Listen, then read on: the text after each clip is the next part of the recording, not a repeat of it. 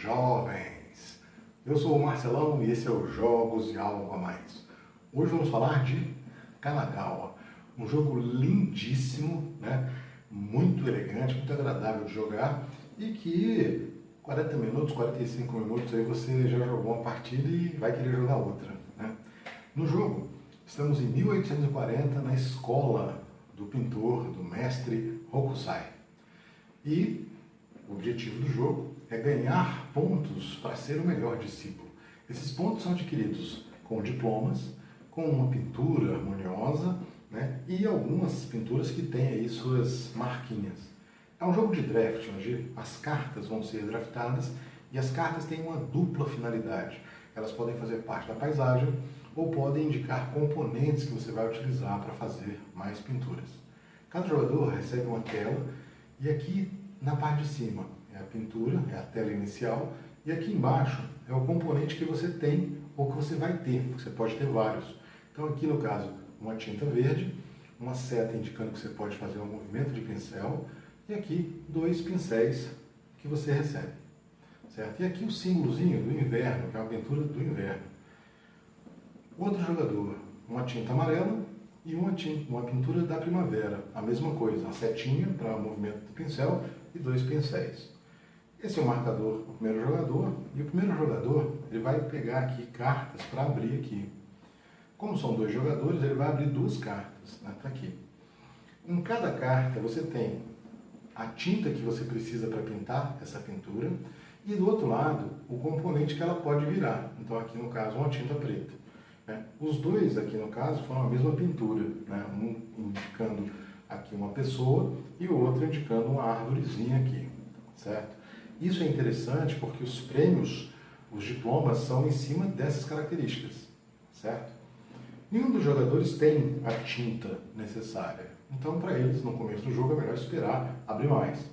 Na segunda abertura, essa carta é fechada e a outra carta é aberta. Então agora, para esse jogador aqui já interessa, porque essa pintura aqui é uma pintura de tinta verde, e ele tem. Mas ele pode esperar um pouco mais, né? Quem sabe, vem uma coisa melhor. Então, abre-se mais duas, agora essa aqui é fechada e essa aqui é aberta. Note que os fundos são diferentes, indicando as 4 variações que podem ter. Fundo amarelo, construções, né? Casas, castelos. Fundo azul, tipos de animais. Fundo verde, as arvorezinhas, e fundo vermelho são pessoas, né? Nesse caso, agora, o primeiro jogador vai escolher qual das fileiras ele quer. Então, para esse jogador, mais interessante é essa fileira aqui, porque ele pode, primeiramente, colocar o seu pincel e depois organizar. E o outro jogador pega aqui essa outra coleção de cartas, né? Quando você pega as cartas, você pode pensar no que você vai fazer. Então, primeiro eu vou colocar um pincel no verde, e como essa pintura exige aqui uma cor verde, eu vou pintar aqui o verdinho para cá. Muito bem. As outras duas cartas, essa carta aqui é uma carta que exige preto e tinta preta. E essa aqui, tinta azul, e me dá primeiro jogador e um ponto de vitória. Então, eu não posso pintar nenhuma das duas, então eu vou pegar componentes aqui e vou deixar viradinho assim. Certo? Pronto. Isso me garante o primeiro lugar, aqui que eu vou pegar. E tem um ponto de vitória na carta. Para esse outro jogador, a situação ficou quase do mesmo jeito, né? Então ele tem aqui uma tinta amarela, né? Tá aqui, ele pode pintar amarelo. Lembrando que nada disso você é obrigado, tá? Você escolhe como é que você vai fazer. Se você quiser virar tudo componente para aumentar o seu arsenal, tudo bem. E nesse cara aqui também não tem muito o que fazer não. Então ele vai virar tudo componente. Ele vai ter agora 3 tintas aqui possíveis, certo? Pronto. Essa foi a primeira rodada. O jogo termina quando um dos jogadores tem 11 cartas de tela ou mais, ou ainda quando acabam as cartas aqui dessa pilha, certo? Vai acontecer a mesma coisa agora, ou seja, vai primeiro o jogador abrir 2 cartas, né? Vai ver quem é que quer pegar, não quer pegar, então para ele não é interessante, para esse aqui de baixo também não, né? Segunda carta, segunda vez, e assim sucessivamente, até que atinjam essas condições. O jogador está sempre de olho no tipo de tela, porque as telas, como eu falei, tem as estações do ano, primavera, outono, verão e inverno, porque esse tipo de clima vai dar uma pontuação. No final do jogo, a maior sequência de estação vai te dar os pontos em questão. Então aqui no caso são 2, ele varia 2 pontos. Se ele tiver 5 cartas de primavera, ele vai fazer 5 pontos. Além disso, tem as cartas que eu falei, que tem um pontinho de vitória, né? Essa carta aqui, por exemplo, tem um ponto de vitória na paisagem.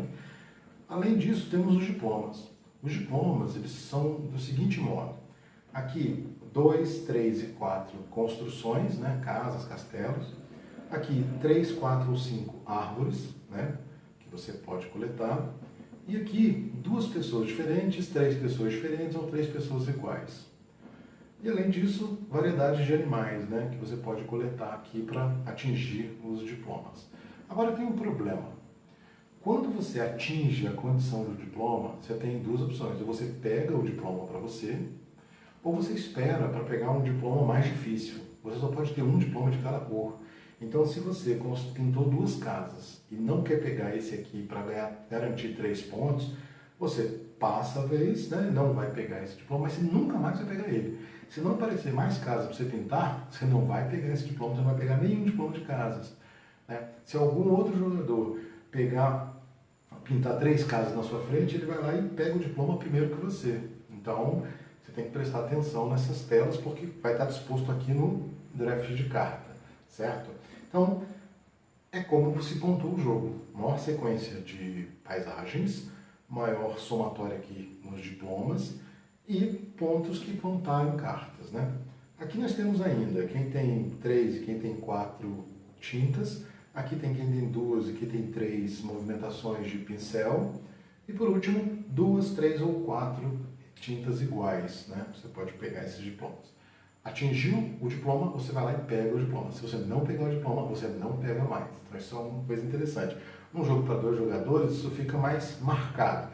Um jogo para 4 jogadores, às vezes é muito difícil você conseguir ver tudo, né? Mas você tem que prestar bastante atenção. Ainda temos ainda esse símbolo aqui de tempestade. O símbolo de tempestade indica uma mudança na estação. Então, se você adquirir um símbolo desse, você pode colocar aqui em cima de uma carta, indicando que agora você tem uma sequência maior daquele que funciona como um coringa, certo?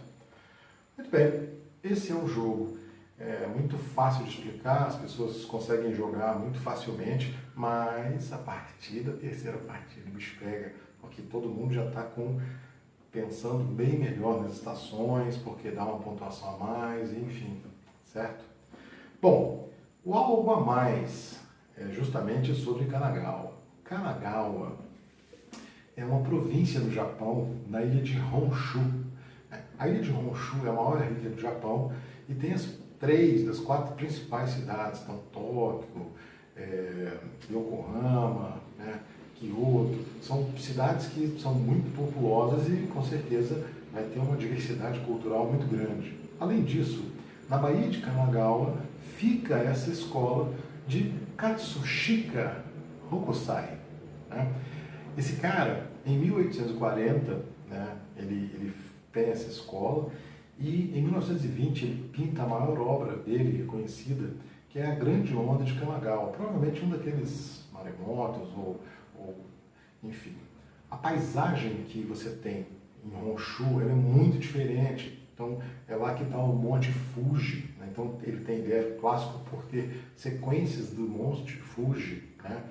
E, automaticamente, esse estilo de pintura que ele desenvolve na escola dele ao longo da vida é um estilo chamado ukiyo-e, ou ukiyo-e, uma coisa assim, né? O nome, não falo japonês, né? Mas é um estilo muito característico e você vê nas cartas, né? As cartas são muito lindas, você vê pessoas ou paisagens ou casas, né? Construções, animais, tudo isso aqui está presente nesse estilo de pintura. E é um estilo que teve uma influência muito forte no impressionismo, né? E no Art Nouveau, aí, que são vetores, são estilos importantes na pintura ocidental. Então, grandes mestres, né?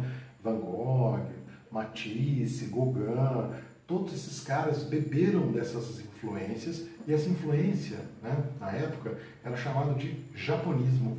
Então o mestre Hokusai influenciou diretamente essa cultura europeia, esses clássicos que todo mundo conhece, mas beberam lá na fonte no Japão, né?